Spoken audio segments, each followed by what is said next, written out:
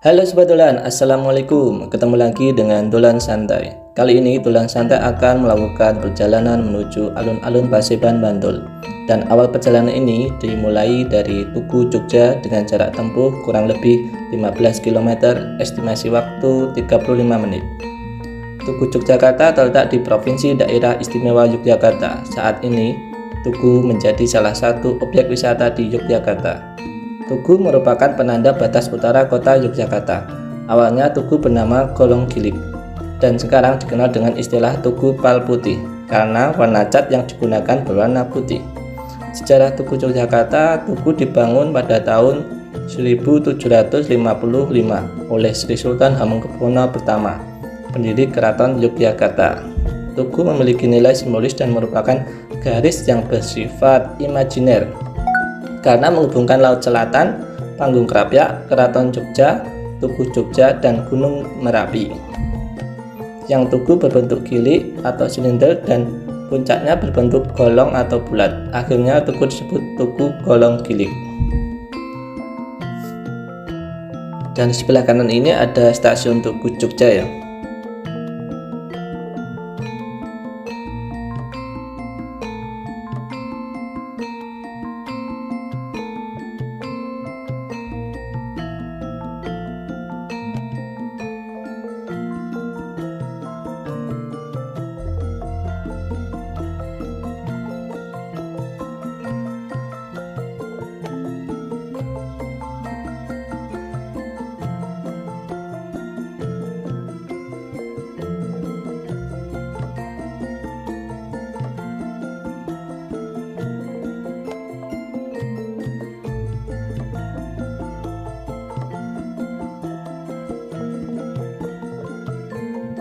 Dan sebelah kanan ini ada tempat parkir Abu Bakar Ali.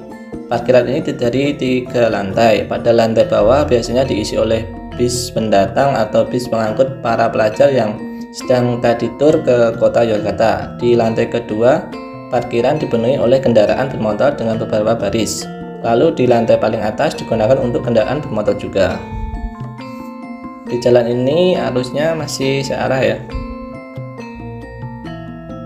Depan ini menuju Jalan Malioboro.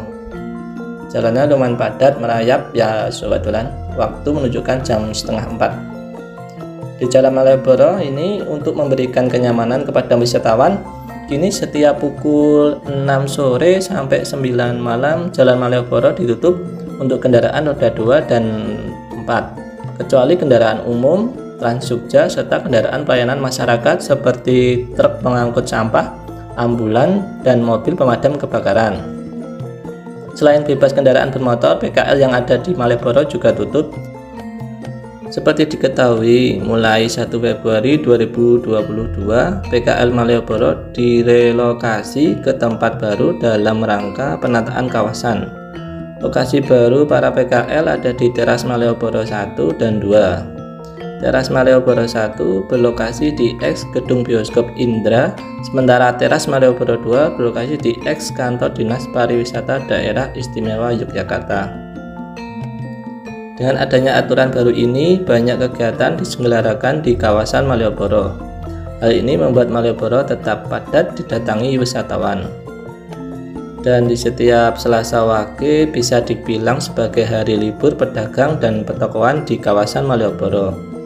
Setiap 35 hari sekali di hari Selasa Wage, Pemda Daerah Istimewa Yogyakarta akan mengajak warga sekitar untuk membersihkan kawasan Malioboro serta diisi dengan berbagai acara seni budaya.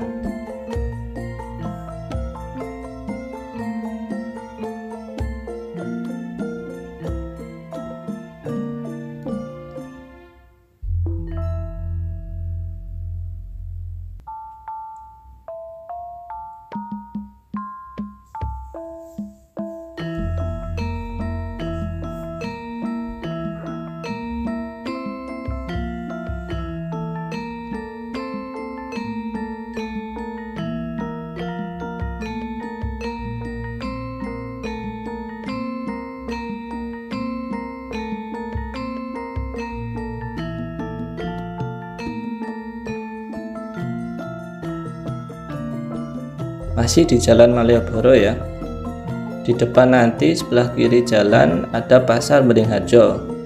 Pasar Beringharjo adalah salah satu pasar di kota Yogyakarta yang terletak di Jalan Margomulyo nomor 16, Yogyakarta. Pasar Beringharjo adalah pasar tertua dengan nilai historis dan filosofis yang tidak dapat dipisahkan dengan Keraton Yogyakarta. Dan di sebelah selatan Pasar Beringharjo ada Benteng Vanderburg. Benteng ini dulunya bernama Rustenburg. Pembangunan benteng dilakukan selama periode tahun 1765 sampai 1790 saat VOC masih berkuasa. Pembangunan benteng Rustenburg atau Vanderburg oleh VOC ini dimaksudkan untuk mengawasi aktivitas Kesultanan Ngayogyakarta Hadiningrat. Sedangkan di depan Benteng Vanderburg ini ada Istana Yogyakarta yang dikenal dengan nama Gedung Agung, terletak di pusat keramaian kota. Tepatnya di ujung selatan Jalan Ahmad Yani, dahulu dikenal dengan Jalan Margomulyo. Kawasan istana terletak di Kelurahan Ngupasan, Kemanten Gondomanan, Kota Yogyakarta, dan berada pada ketinggian 120 meter dari permukaan laut. Dan di depan ini nanti ada alun-alun utara Jogja. Dulu permukaan alun-alun adalah pasir halus yang digunakan sebagai tempat latihan para prajurit untuk unjuk kebolehan di hadapan sultan. Selain itu, tempat itu juga digunakan untuk tapa PP, yaitu bentuk unjuk diri dari rakyat agar didengar atau mendapat perhatian dari sultan. Tapa PP dilakukan pada siang hari yang terik di antara dua pohon beringin itu. Pada masa itu di sisi timur alun-alun terdapat pendopo-pendopo kecil yang disebut perkapalan. Perkapalan ini biasa digunakan oleh para bupati untuk istirahat atau menginap sebelum menghadap sultan. Pada waktu itu alun-alun utara adalah tempat sakral di mana tidak sembarang orang bisa memasukinya. Ada aturan-aturan tertentu bagi mereka yang ingin masuk ke sana seperti tidak boleh menggunakan kendaraan, sepatu, sandal, bertongkat, dan mengembangkan payung. Hal ini dimaksud sebagai wujud penghormatan kepada sultan. Namun kemudian tempat itu menjadi area publik yang bisa digunakan setiap orang. Para pedagang kaki lima bebas berjualan di sana. Berbagai acara digelar di tempat itu mulai dari konser musik, sirkus, sekaten, dan acara-acara lainnya. Setelah bertahun-tahun menjadi tempat umum, kini alun-alun utara dikembalikan seperti zaman dulu. Tempat itu diberi pagar agar orang-orang tidak bisa masuk. Wajah baru alun-alun utara sekarang menjadi lautan pasir. Museum ini dikembalikan seperti zaman dahulu. Jika alun-alun bukan lagi menjadi tempat publik, tapi menjadi tempat sakral dan tidak boleh dimasuki sembarang orang.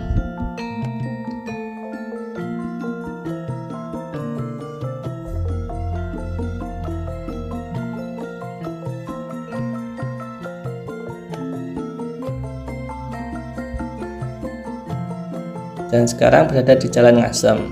Depan ini ada Pasar Ngasem. Pasar Ngasem merupakan salah satu pasar tradisional tua di Yogyakarta. Sudah berdiri sejak tahun 1809. Dulunya Pasar Ngasem begitu identik dengan pasar burung. Begitu masuk ke dalam akan terlihat kandang-kandang burung yang bergantungan di setiap kios. Namun sejak tahun 2010 pasar burung telah direlokasi ke Pasar Satwa dan Tanaman Hias Yogyakarta atau PASTI di Jalan Bantul. Kini Pasar Ngasem menjadi pasar tradisional pada umumnya yang menjual aneka jajan pasar serta kebutuhan pokok sehari-hari. Lahan di tengah pasar pun disulap menjadi mini tribun yang sering digunakan untuk acara seni dan budaya.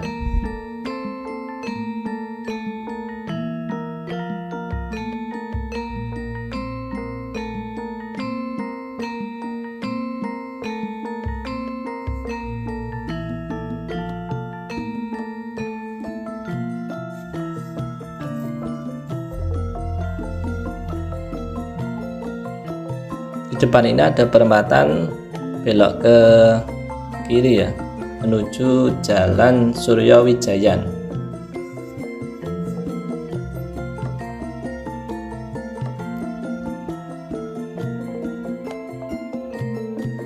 Dan di sebelah kiri nanti ada sebuah bangunan pagar putih yang disebut benteng. Benteng dengan sudut-sudut yang unik ini selain memiliki nilai historis juga saat ini menjadi sebuah objek menarik yang menambah kekhasan Yogyakarta sebagai kota budaya. Terdapat 4 pojok benteng dan yang belum lama dibangun kembali yaitu pojok benteng utara timur keraton karena dulu telah hancur akibat serangan pasukan Inggris pada peristiwa Gettysburg Bay. Dan yang telah saya lewati ini tadi namanya pojok benteng kulon atau barat. Sekarang ini berada di Jalan Bantul.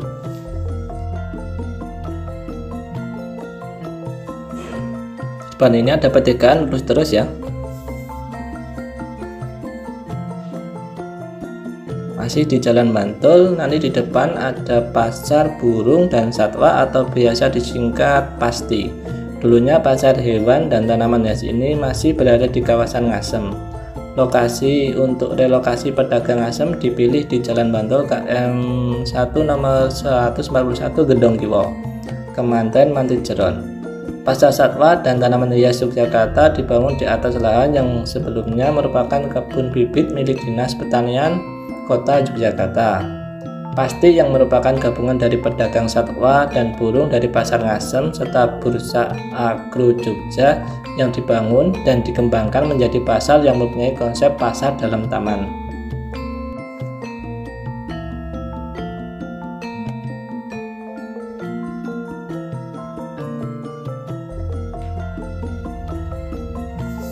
Sekarang berada di perempatan Dongkelan.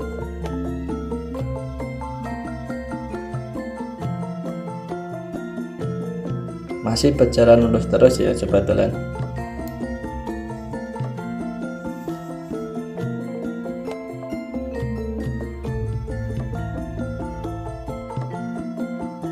Di sebelah kiri ini ada Pasar Nidan, pasar tradisional yang menjual berbagai macam kebutuhan pokok.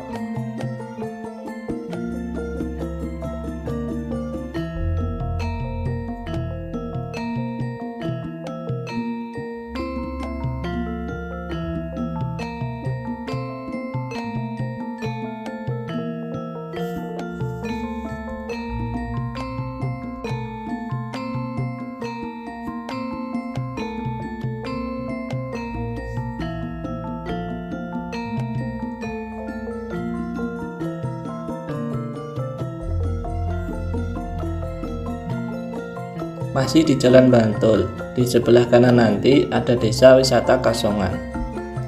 Desa Wisata Kasongan merupakan daerah pemukiman para gundi atau buyung atau gundi, yang artinya orang yang membuat sejenis buyung, gendi, kuali, dan lainnya yang tergolong peralatan dapur, juga barang hiasan yang terbuat dari tembikar atau tanah liat. Hingga saat ini Desa Kasongan menjadi salah satu tujuan desa wisata di Yogyakarta yang banyak diminati oleh wisatawan. Deretan showroom atau rumah-rumah galeri di Desa Wisata Kasongan ini menawarkan barang-barang kerajinan dari gerabah serta dari bahan lainnya seperti guci, pot bunga, lampu hias, miniatur alat transportasi seperti becak, sepeda mobil, aneka tas, patung, souvenir untuk pengantin, serta hiasan lainnya yang menarik untuk dipajang di rumah. Di depan ada petikaan jepit. Kalau arah kiri akan menuju ke Desa Wisata Tembi atau Jalan Parangtritis. Masih terus menelusuri Jalan Bantul.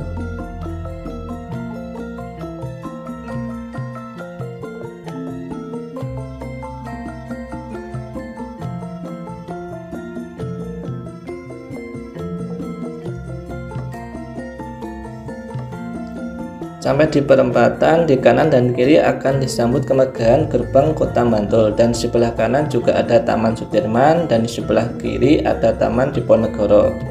Dua nama ini adalah tokoh pahlawan negara Indonesia.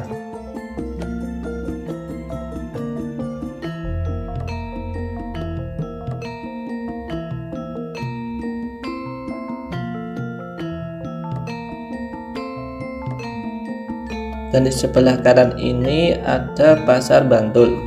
Pasar Bantul sebagai salah satu ikon dari Kabupaten Bantul serta dipergunakan dalam berbagai acara baik yang bersifat insidental maupun rutin. Saat ini agenda rutin yang digelar setiap hari Ahad pagi adalah kegiatan Car Free Day. Dan di sebelah kiri ini ada Rumah Sakit Umum PKU Muhammadiyah Bantul. Masih lurus terus menelusuri Jalan Sudirman. Sebentar lagi perjalanan menuju alun-alun Paseban akan sampai.